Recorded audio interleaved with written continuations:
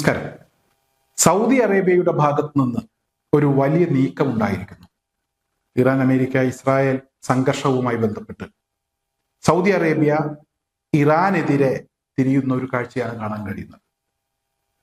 പടിഞ്ഞാറൻ സൗദിയിലെ king Fahad airbase, ത്വായിഫിലെ airbase, അത് അമേരിക്കക്ക് ഉപയോഗിക്കുന്നതിന് വേണ്ടി സൗദി അറേബ്യ വിട്ടു നൽകാൻ തീരുമാനിച്ചിരിക്കുന്നു.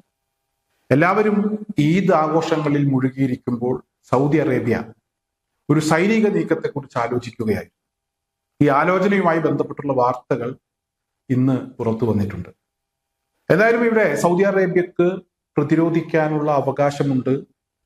വേണമെങ്കിൽ പ്രത്യാക്രമണം നടത്താനും അവർക്ക് അവകാശമുണ്ട്. കാരണം അവർക്കെതിരെ ഇറാന്റെ ഭാഗത്തു നിന്ന് തുടർച്ചയായി ആക്രമണങ്ങൾ ഉണ്ടായിട്ടുണ്ട്. എന്തായാലും ഇവിടെ ഇറാൻ പറയുന്നത് അമേരിക്കക്ക് താവളം ഒരുക്കി കൊടുത്തു. പലപ്പോഴും ഇറാനെതിരായിട്ടുള്ള നീക്കത്തിന് സൗദിയുടെ മണ്ണ് അമേരിക്ക ഉപയോഗിച്ചു. അതുകൊണ്ടാണ് ഞങ്ങൾ സൗദിക്കെതിരെ തിരിയുന്നത് അല്ലെങ്കിൽ തിരിഞ്ഞത് എന്നാണ് ഇറാൻ പറയുന്നത്. അങ്ങനെ നോക്കുമ്പോൾ ഇറാന്റെ ഭാഗത്തും ന്യായമുണ്ട്. പക്ഷെ ഇവിടെ വളരെ പ്രധാനപ്പെട്ട ഒരു ചോദ്യം ഉയർന്നു വരുന്നുണ്ട്. ഈ മുങ്ങാൻ പോകുന്ന കപ്പലിൽ എന്തിനാണ് അള്ളിപ്പിടിച്ച് കയറാൻ നോക്കുന്നത് സൽമാൻ രാജാവേ എന്നതാണ് ആ ചോദ്യം. സൗദിയോടാണ് ആ ചോദ്യം. അമേരിക്ക എന്ന് പറയുന്ന കപ്പൽ, ഇസ്രായേൽ എന്ന് പറയുന്ന കപ്പൽ, അത് മുങ്ങിക്കൊണ്ടിരിക്കുകയാണ്. അത് ട്രംപ് തന്നെ സമ്മതിച്ച ഈ ഒരു സാഹചര്യത്തിൽ, ഈ വൈകിയ വേളയിൽ എന്തിനാണ് ആ കപ്പലിൽ കയറി വെറുതെ ആപത്ത് വിളിച്ചു വരുത്തുന്നത്? ഈ ചോദ്യവും ന്യായമാണ്. കാരണം ഇപ്പോഴത്തെ ഒരവസ്ഥ അതാണ്. ഇറാനെ ആക്രമിക്കുന്നതിന് വേണ്ടി തങ്ങളുടെ വ്യോമതാവളം സൗദി അറേബ്യ വിട്ടുകൊടുത്താൽ ഹൂത്തികൾ എന്ന് പറയുന്ന ഒരു വിഭാഗമുണ്ട്. അവർക്ക് മുമ്പിൽ നേരത്തെ സൗദി അറേബ്യ മുട്ടുമടക്കിയതാണ്.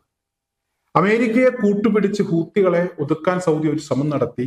അതും പരാജയപ്പെട്ടതാണ്.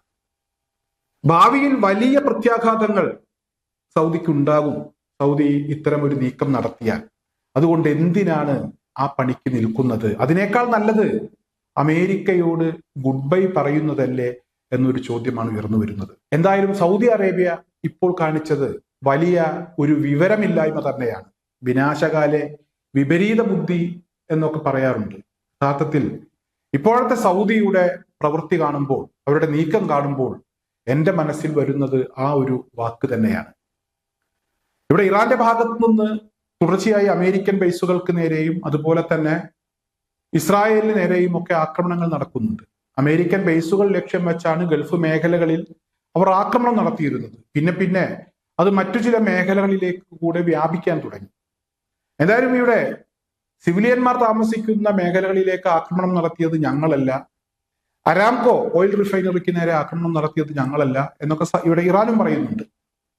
എന്തായാലും ഇപ്പോൾ ട്രംപ് പറയുന്നത് ഇറാനുമായിട്ടുള്ള സൈനിക നീക്കങ്ങളൊക്കെ അവസാനിപ്പിക്കുന്നതിനെ കുറിച്ച് ആലോചിക്കുന്നു. ഹോർമൂസ് കടലിടുക്ക് അടച്ചതിന്റെ ഭാഗമായി അമേരിക്കക്ക് ഒരു നഷ്ടവുമില്ല. നഷ്ടമുള്ള രാജ്യങ്ങൾ വേണമെങ്കിൽ വന്ന് തുറക്കട്ടെ ഹോർമൂസ് കടലിടുക്ക്, അവരിടപെടട്ടെ, ഞങ്ങൾ ഇനിയും ഈ വിഷയത്തിലൊന്നും ഇടപെടാൻ ആഗ്രഹിക്കുന്നില്ല എന്ന ഒരു നിലപാടിലാണ് ഇപ്പോൾ ട്രംപ് എത്തി നിൽക്കുന്നത്. അത് എന്തുകൊണ്ടാണ് എന്ന് ചോദിച്ചാൽ ഹോർമൂസ് കടലിടുക്ക് ഒന്നുമല്ല ട്രംപിന്റെ പ്രശ്നം.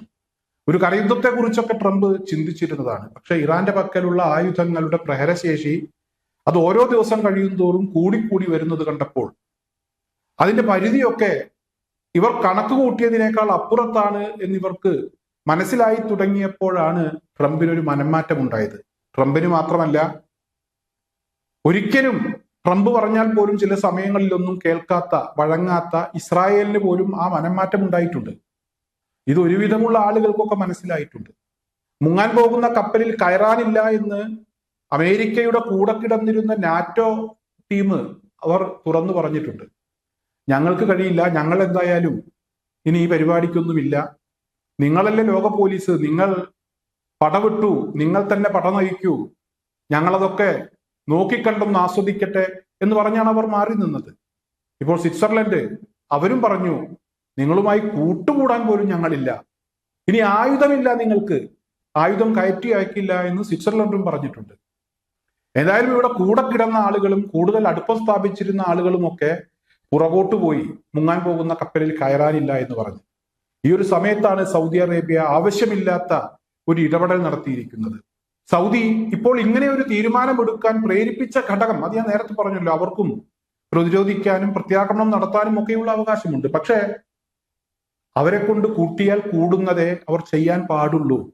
അമേരിക്കയെ കണ്ട് ഇത്തരമൊരു ആപത്തിലേക്ക് അവർ എടുത്തു ചാടരുതായിരുന്നു. കുറച്ചുകൂടെ ഒന്ന് ചിന്തിക്കണമായിരുന്നു. എന്തായാലും ഇനി അനുഭവിക്കുകയല്ലാതെ മറ്റു വഴികളൊന്നുമില്ല. അതിൽ കൂടുതലൊന്നും ഇപ്പോഴത്തെ സാഹചര്യത്തിൽ പറയാനുമില്ല.